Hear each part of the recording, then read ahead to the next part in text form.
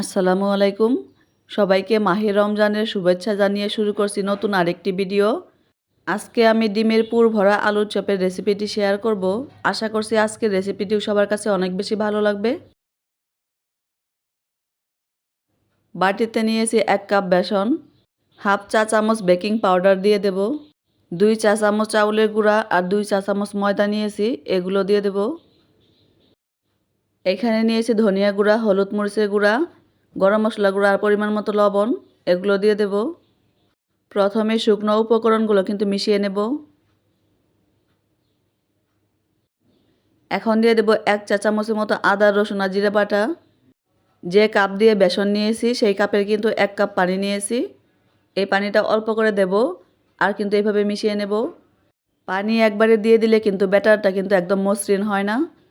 অল্প অল্প পানি দিয়ে কিন্তু এইভাবে মিশিয়ে নেবেন। বাকি পানিটাও কিন্তু দিয়ে দিলাম। এখন কিন্তু ভালো করে মিক্স করে নেব। ভালো করে কিন্তু মিশিয়ে নিয়েছি। ব্যাটার কিন্তু অনেকটাই ঘন হয়ে গেছে। আরও অল্প একটু পানি কিন্তু দিয়ে দেব। 1 কাপ বেসনের জন্য কিন্তু 1 কাপ পানি দিলেই হয়। যেহেতু এইখানে আমি 4 চা চামচের মতো চাউলের গুঁড়া আর ময়দা ব্যবহার করেছি, এই কারণে কিন্তু অল্প একটু পানি লেগেছে। এখন বেসনের ব্যাটার কিন্তু এইভাবে 5 মিনিটের মতো ফেটিয়ে নেব। ভালো করে কিন্তু ব্যাটারটা ফেটিয়ে নিয়েছি। এর ঘনত্বটা দেখিয়ে দিচ্ছি। খুব বেশি পাতলাও হবে না আবার খুব বেশি ঘনও হবে না। এখন এক সাইডে রেখে দেব। শুকনো মরিচ ভেজে নিয়েছি। এখন লবণ দিয়ে কিন্তু মরিচটা ভেঙে নেব। লবণ দিয়ে মরিচটা ভেঙে নিলে কিন্তু একটু সুবিধা হয়। আমি এখানে শুকনো মরিচ ব্যবহার করেছি, আপনারা চাইলে কিন্তু কাঁচা মরিচও ব্যবহার করতে পারেন। পেঁয়াজ ভেজে কিন্তু বেরেস্তা করে নিয়েছি। এই পেঁয়াজগুলো কিন্তু এখন দিয়ে দেব। একটু বেশি পরিমাণে কিন্তু পেঁয়াজ দেব।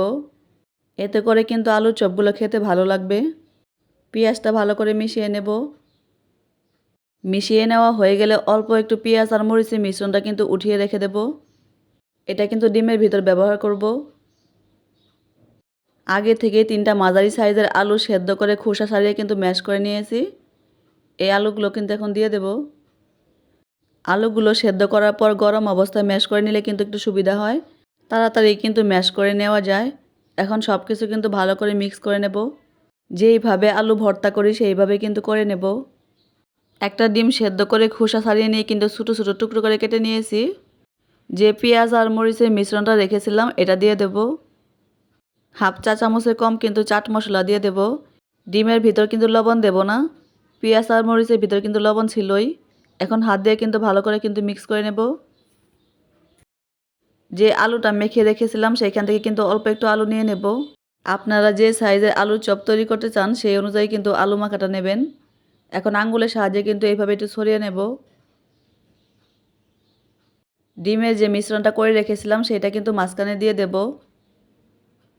যতটুক পরিমাণে দেওয়া যায় ততটুক পরিমাণে কিন্তু দিয়ে নেব। এখন মুখটা কিন্তু ভালো করে বন্ধ করে নেব। ভালো করে কিন্তু বন্ধ করে নিতে হবে, তা না হলে ভাজার সময় কিন্তু ডিমের পুরটা বেরিয়ে আসবে। এখন হাত দিয়ে কিন্তু ভালো করে মসৃণ করে নিতে হবে। চারপাশটা কিন্তু একটু মসৃণ করে নিতে হবে।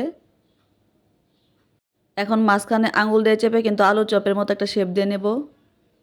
আরেকটা চপ কিন্তু আমি তৈরি করে দেখিয়ে দেব। প্রথমে আঙ্গুলের সাহায্যে কিন্তু এইভাবে একটু ছড়িয়ে নেব। এরপর ডিমের মিশ্রণটা কিন্তু মাঝখানে দিয়ে দেব। তারপর ভালো করে কিন্তু মুখটা বন্ধ করে নেব।